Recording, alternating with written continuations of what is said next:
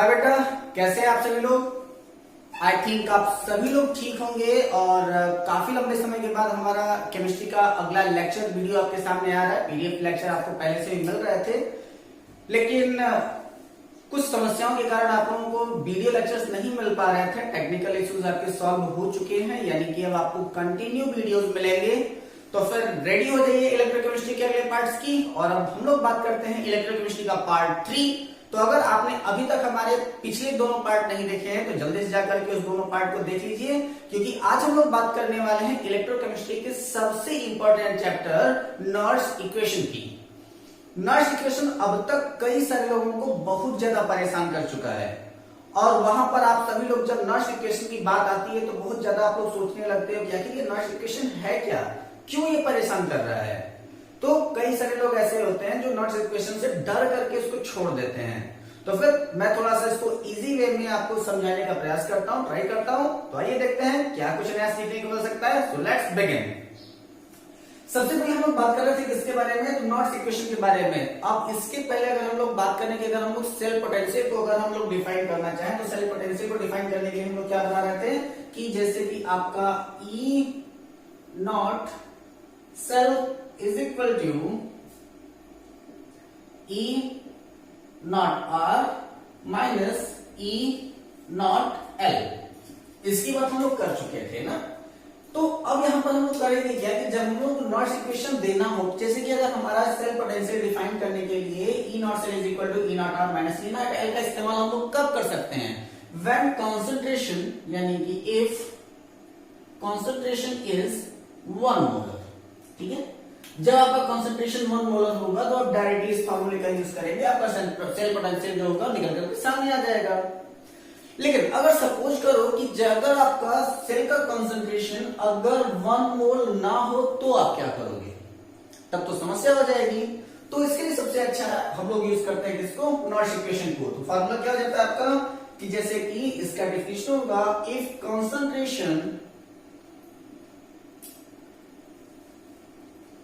concentration is not 1 mole, then we use Nash equation to calculate cell potential। ठीक है, अगर concentration जो है वो आपका 1 मोल नहीं है तब ऐसे कंडीशन में आप करेंगे क्या कि नॉर्स इक्वेशन को यूज करेंगे सेल पोटेंशियल को कैलकुलेट करने के लिए। अब नॉर्स इक्वेशन के लिए हम लोग करते क्या है कि जैसे कि इसका फॉर्मूला हम लोग बना लेते हैं क्या, ई सेल यानी कि cell potential is equal to E not cell. E not cell आपको कैसे निकालना है वो मैंने आपको पिछले वीडियो में बताया है। E not cell minus R T upon NF ln QC। ठीक है, अब देखिए ये आपका हो जाता है नॉर्स इक्वेशन का फार्मूला। यही है आपका नॉर्स इक्वेशन जिससे आपको सारा के सारे फार्मूले कैलकुलेट करने हैं।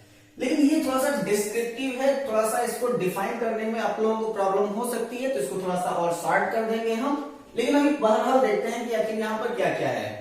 तो आपका सेल पोटेंशियल को डिफाइन करना है, तो आपका हम लोग देखते हैं क्या कि यहाँ पर जो आपका R होगा उसकी वैल्यू क्या होगी, तो आपका R एक कांस्टेंट होता है, उसकी वैल्यू हो जाती है 8.314 जूल पर केल्विन पर मोल।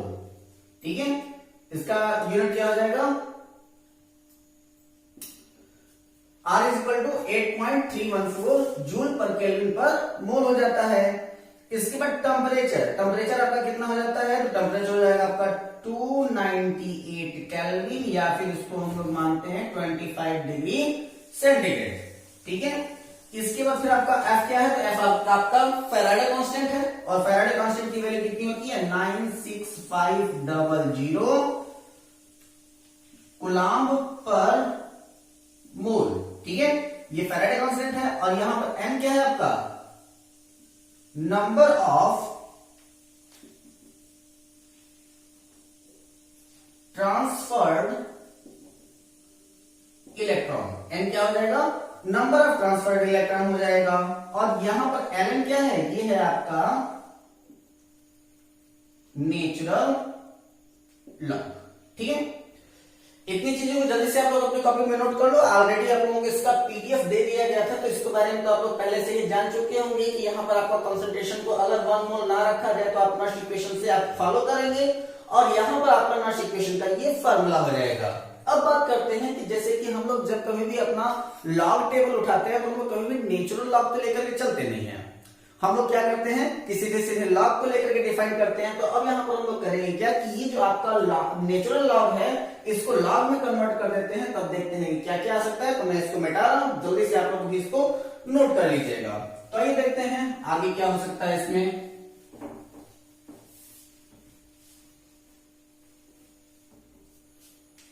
यहां हो जाएगा यानी कि ये जो आपका एलन जिसको हम लोग कह रहे हैं नेचुरल लॉग। अब इस नेचुरल लॉग का मतलब होता है कि इसको हम लोग क्या कह सकते हैं, log e is equal to 2.7 m1x। ठीक है, ये आपके नेचुरल लॉग की वैल्यू होती है। अब यहाँ पर नेचुरल लॉग की वैल्यू को अगर हम लोग को नेचुरल लॉग को अगर लॉग में डिफाइन करना है या फिर चेंज करना है तो हम लोग क्या करते हैं, सीधे सीधे 2.303 multiplied ln is equal to log 10।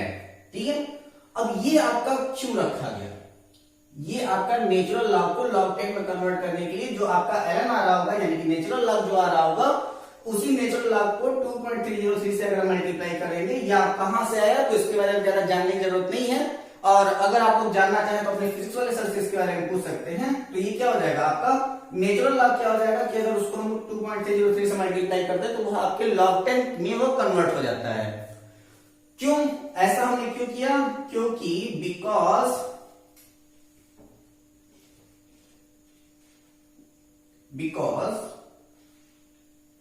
we are calculate natural log on the basis of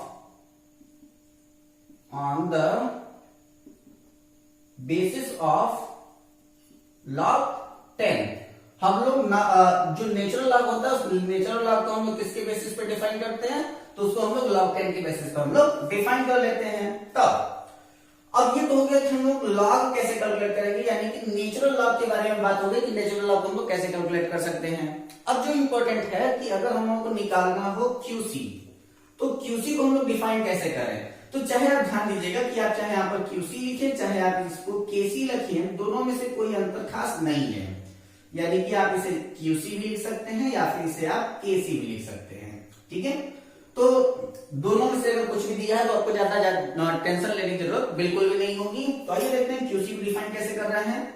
तो यहाँ पर आपका जो QC है उस QC को डिफाइन करने के लिए हम लोग करेंगे क्या, सबसे पहले एक कोई सेल इक्वेशन बना लेते हैं। जैसे कि अगर सपोज कीजिए कि हमने ले लिया है क्या, वही अपना पुराना वाला जैसे हम लोग चल रहे थे, यानी कि Zn solid state plus Cu2 plus aqueous state reversible process reaction आप दिखा दीजिए। और यहाँ पर आपका क्या हो जा रहा था, Zn डबल प्लस, यानी कि ये हो जा रहा था आपका एक्वस स्टेट में प्लस आपका Cu जो था वो आपके सॉलिड स्टेट में चला जा रहा था। ठीक है, अब आप करेंगे क्या कि अगर हम लोग इसका KC डिफाइन करना हो तो KC तो मैंने आपको पहले भी बता दिया था कि आप कैसे डिफाइन करेंगे। ये हो जाएगा आपका Zn2 प्लस और ऊपर आपका क्या है Cu है, तो Zn2 प्लस प्लस या फिर multiply Cu divided by Zn Cu plus plus. ठीक है, अब हम लोग यहां पर जानते हैं कि we know that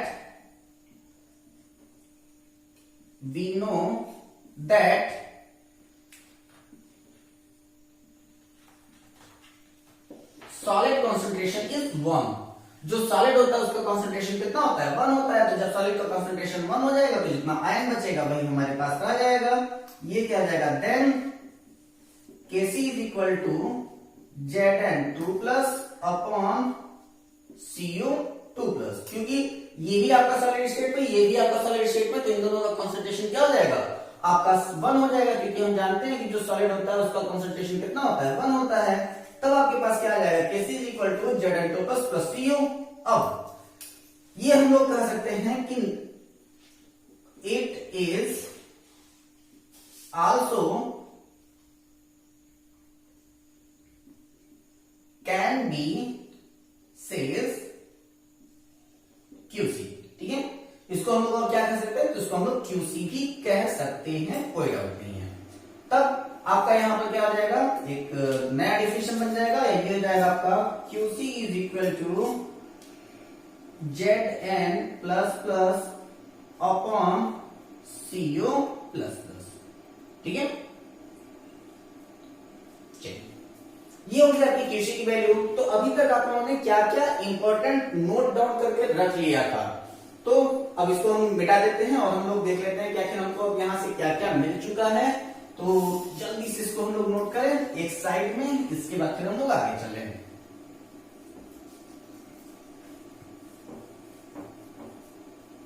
चलिए, तो अभी तक हम लोगों को क्या क्या मिला था, तो हमने क्या कहा था कि नॉट इक्वेशन के लिए हो जाता है कि E cell is equal to E not cell minus R T upon N F L N QC. ये आपका नॉट इक्वेशन था। अब इस नॉट इक्वेशन के अकॉर्डिंग अब हम लोगों को जो चेंजिंग करनी है वो क्या क्या करनी है, सिर्फ उसको देख लीजिए जल्दी से। तो अब उसमें जो चेंजिंग होनी है, तो हमने क्या बता दिया था कि आपका आर की वैल्यू कितनी आ रही थी, आर की वैल्यू आ रही थी 8.314 जूल पर केल्विन पर मोल आ रही थी। ये तो हो गया आपका आर। टी की वैल्यू कितनी आ रही है, तो टी की वैल्यू आपकी आ रही थी और 298 केल्विन या फिर 25 डिग्री सेंटीग्रेड। ठीक, फैराडे कांस्टेंट की वैल्यू कितनी आ रही थी, 96500 कूलम्ब पर मोल आ रहा था। ठीक है, अच्छा, एन आपका नंबर ऑफ इलेक्ट्रॉन है, तो उसमें कोई चेंजिंग नहीं होगी। ये जो आपका एल एन यानी कि नेचुरल लॉग है, इस नेचुरल लॉग की वैल्यू अब कन्वर्ट हो जाएगी आपका किसमें, L N is equal to, या फिर उसको ऐसे कर दीजिए कि log 10, क्योंकि हमको log बेस 10 लेकर के चलना है, तो ये क्या हो जाएगा आपका 2.303 ln नेचुरल लॉग 2.303 ln। ठीक, अब और क्या बच गया हमारा क्यूसी। तो क्यूसी की वैल्यू आपको ऑलरेडी अभी तक डिफाइन हुई नहीं है, तो क्यूसी के बाद का मतलब क्या हो जाएगा कि जहां पर आपका क्यूसी होगा वहां पर आप लोग कंसंट्रेशन दोनों का रख सकते हैं, यानी कि आप एक साइड में रख लीजिएगा क्या, Zn2 plus upon CO2 plus. इतनी वैल्यू हमको अगर पता चल जाए तब हमारा क्या हो जाएगा कि now the not equation is, now not equation is, अब आपका नॉट इक्वेशन क्या बन जाएगा, तो जो भी वैल्यू यहां पर आपकी आई हुई है, जो कि आपका नेवरेट वैल्यू है, उनको यहां पर पोस्ट कर दीजिए। तो मैंने ऑलरेडी पोस्ट करके रखा हुआ है, तो फिर मुझे ज्यादा देखने की जरूरत नहीं है, आपको कैलकुलेट कर लीजिएगा अपने से। तो क्या हो जाएगा, E cell is equal to E not cell minus R T upon N F L N QC. ये आपका नॉट इक्वेशन है। तो अब इसी नॉट इक्वेशन में आप वैल्यू फटाफट पुट करना स्टार्ट कर दीजिए। तो क्या हो जाएगा आपका E cell is equal to E not cell minus 2.303, क्योंकि यहां पर जो एल की वैल्यू थी अब वहां पर लॉग की वैल्यू के रूप में कन्वर्ट हो जाएगा, तो 2.303 R T upon N F log QC. Log QC लिखे या फिर लॉग बेस 10 क्यूसी लिखे, दोनों कोई दिक्कत नहीं है। तो एक तो आपका फार्मूला ये जनरेट हो गया, ठीक है। चलिए, एक तो ये मिला। दूसरा हम लोग क्या कर सकते हैं, तो हमको पता है कि यहां पर आपकी आर और टी की वैल्यू और एफ की भी वैल्यू डिफाइंड है। तो ऐसी कंडीशन में एक नया फार्मूला हमारे पास मिल जाएगा, E cell is equal to E not cell minus 0.0591 upon N log 10 QC। ये आपका दूसरा फॉर्मूला हो जाएगा, यानी कि जितनी भी चीजें आपको दी गई हैं उन सारे के सारे को कैलकुलेट कर लेंगे तो यही आपका आएगा E cell is equal to E naught cell minus 0.0591 upon n log 10 QC। ये आपका पहला फार्मूला और ये आपका सेकंड फार्मूला। जैसे ही तीन चार चीजों की जरूरत पड़ेगी वैसे वैसे हम लोग उनको डिफाइन करके आराम से अपना काम निकाल सकते हैं, यानी कि अपना फार्मूला हम लोग निकाल सकते हैं। It is now the second. अब जरा सा हम लोग इसके बेस पर कुछ फार्मूला, ये जो आपका फार्मूला आया हुआ है उन फार्मूला के ऊपर कोई एक क्वेश्चन देख लेते हैं तो आपको ज्यादा अच्छे तरीके से क्लियर हो जाएगा। तो एक क्वेश्चन मेरे दिमाग में है, उसको जरा सा मैं लिख लेता हूँ, शायद वो आपके एनसीईआरटी बुक में भी दिया गया क्वेश्चन है। तो उठा लीजिए आपकी एनसीईआरटी और देख लीजिए इस क्वेश्चन के बारे में कि आखिर ये क्वेश्चन आपसे कहना क्या चाह रहा है। तो देखिए क्या कह रहा है कि क्वेश्चन है आपका, represent the cell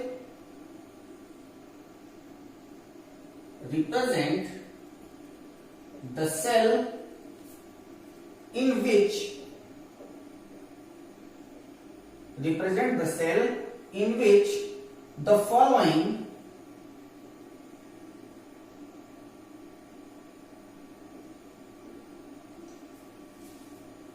reaction takes place। अब रिएक्शन आपका कौन सा हो रहा है, तो वो ज्यादा कुछ नहीं है, ये है आपका Mg सॉलिड स्टेट में और उसके साथ में आपका था क्या 2Ag प्लस चार्ज के साथ। रिएक्शन कंप्लीट हुआ तो वहां पर आपका क्या बन रहा था, Mg2 प्लस बन रहा था और साथ ही साथ आपका बनने क्या लगा, आपका 2Ag आपके सॉलिड स्टेट में बना। अब ये क्या कह रहा है कि इसका सेल पोटेंशियल डिफाइन कीजिए। तो ये क्या कह रहा है, कैलकुलेट सेल पोटेंशियल।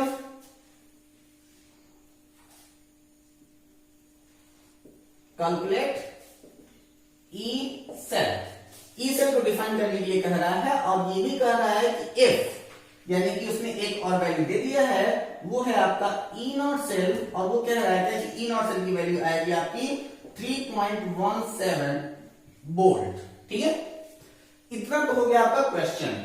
अब जल्दी से इसको सॉल्व कर लेते हैं। तो सॉल्व करने में कोई खास प्रॉब्लम तो होनी नहीं चाहिए, सारे वैल्यूज हमारे पास ऑलरेडी दिए गए हैं। तो इसको जल्दी से इसको सॉल्व करके देख लेते हैं कि आखिर आपका आता क्या क्या है। तो सबसे पहले हम लोग करते हैं कि यहाँ पर आपका सेल है तो इस सेल का रिप्रेजेंटेशन बना लेते हैं। तो क्या हो जाएगा आपका, क्योंकि हमें क्यूसी भी तो डिफाइन करना होगा लास्ट में, तो ये क्या हो जाएगा आपका सेल रिप्रेजेंटेशन।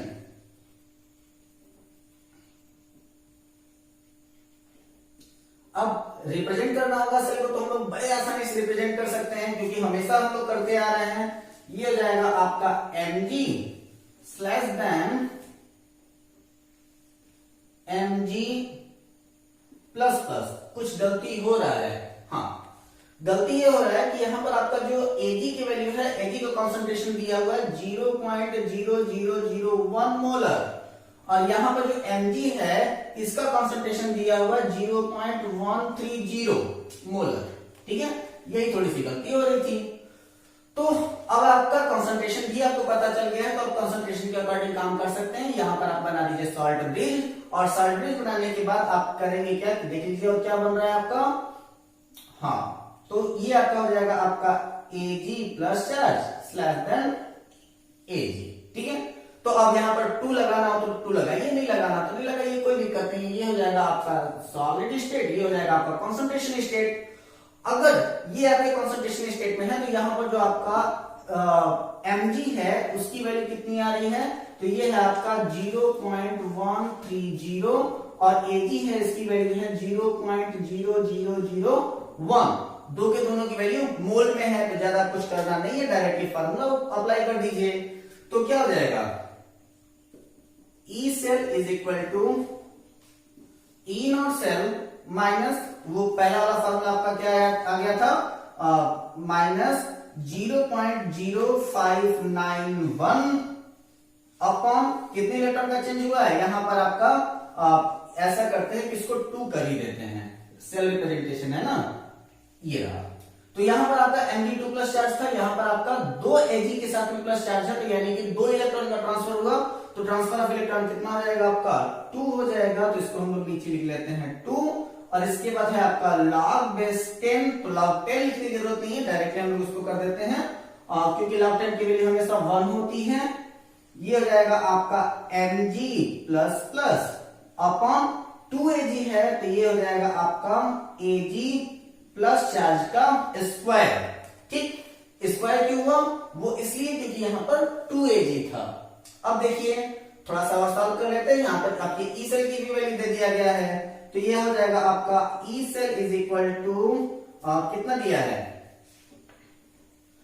3.17 माइनस डिवाइड कर दिया, तो ये आ जाएगा आपका 0.0295 लॉग Mg की वैल्यू कितना था 0.130 अपॉन 0.0001 का स्क्वायर।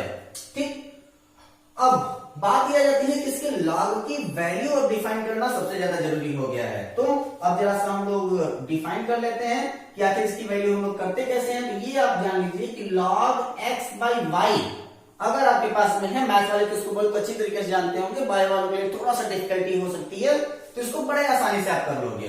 तो अगर आपके पास log x वाई है, तो उस log x बाई वाई का मतलब होता है कि log x minus log y। जब कभी भी आपका log x अपॉन y में हो तो उसका मतलब हो जाता है log x minus log xy। अब यहां पर क्या हो जाएगा कि xy की वैल्यू x की जगह पर आपने 0.0130 रखा हुआ है, तो ये हो जाएगा आपका log 0.130 minus log 10 to the power minus 8। ठीक, अब आगे क्या होने वाला है, तो आप यहां पर देख लीजिएगा। अभी मैं log की वैल्यू पहले कैलकुलेट कर लेता हूं ताकि यहां पर आसानी से पुट किया जा सके। तो यहां पर क्या हो जाएगा log 0.130 माइनस ये माइनस ऊपर चला जाएगा, आ जाएगा 8 log 10 की वैल्यू आ जाती है आपकी 1। अब यहां पर बात यह है कि आपका 0.130 की वैल्यू आप लोग अगर चाहें तो लॉग टेबल से देख लीजिएगा, लॉग टेबल से मैंने इसको ऑलरेडी देख रखा है, तो इसकी वैल्यू आ जाएगी आपकी 0.886। ठीक है, माइनस ये एक्चुअली यहां पर ये जो इसकी वैल्यू आ जाएगी वो नेगेटिव आ जाएगी। ठीक है, इट्स नेगेटिव, मैं इसको लिख भी देता हूं जगह पर, ये हो जाएगा आपका +8। तो एक छोटी सी बात यहां पर लिख दीजिएगा, log 0.130 is equal to minus 0.886। It is negative. ठीक, तो अब आपकी ये जो वैल्यू है वो आ जाएगी। अब इसकी वैल्यू के आने का मतलब ये है कि ये आपका प्लस हो जाएगा और आपका नेगेटिव वैल्यू की रिप्रेजेंट कर रही है। तो अब यहां से जो वैल्यू आपकी आएगी उसी वैल्यू को उठा करके आप यहां पर पुट आउट कर दीजिए। पुट आउट करने पर आपका सीधे सीधे आपका आ जाएगा, कितना आ जा रहा है जरा सा देख लेते हैं। तो ये हो जाएगा आपका E cell is equal to हो जाएगा 3.17 माइनस 0.21। इसको आप कैलकुलेट कर लेंगे तो 0.21 आएगा, तो उसको आप बड़े आसानी से लिख सकते हैं। ऑलरेडी मेरे पास कैलकुलेटेड था तो मैंने इसको डायरेक्टली लिख दिया है। और आपका क्या आ जाएगा, आपका E cell is equal to आ जाएगा 2.96 वोल्ट। बस हो गया आपका सारा का सारा टेंशन सॉल्व। तो ये था आपका एक इंपॉर्टेंट क्वेश्चन, और साथ ही साथ यहां पर आपका जो नॉइस इक्वेशन है वो नॉइस इक्वेशन आपका खत्म हो जाता है। नेक्स्ट क्लास से हम लोग बात करने वाले हैं एक और इंपॉर्टेंट कॉन्सेप्ट की, तो इसको मैं यहां पर लिख देता हूं कि इसके बारे में हम लोग बात करेंगे। ये आपका क्वेश्चन है, तो क्वेश्चन को मैं इरेज कर रहा हूं और आपका अगला टॉपिक मैं आपको बता देता हूं मैं किसके ऊपर बात करने वाला हूं। ये एक्चुअली लॉग की वैल्यू आप लोगों को अगर दिख नहीं रहेगी तो मैं इसको एक बार यहां से लिख देता हूं। ये हो जाएगी आपकी लॉग 0.130 की वैल्यू हो जाती है -0.886। ठीक है, तो उसको आप लोग अपने से कर लीजिएगा। अगले टॉपिक का जो हम लोगों का पॉइंट होगा वो हो जाएगा रिलेशन between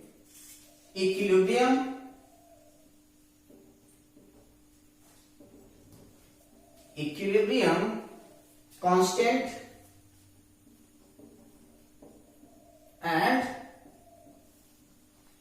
Nernst इक्वेशन। तो कल का हम लोग ये टॉपिक रहेगा, तो आप लोगों को इसकी पीडीएफ ऑलरेडी प्रोवाइडेड है, तो एक बार आप लोग इसको देख लेंगे तो आपको अच्छी तरीके से समझ में आ जाएगा। तब तक आज के लिए बस इतना ही, मिलते हैं अगले वीडियो में। Take care, all the best, जय हिंद।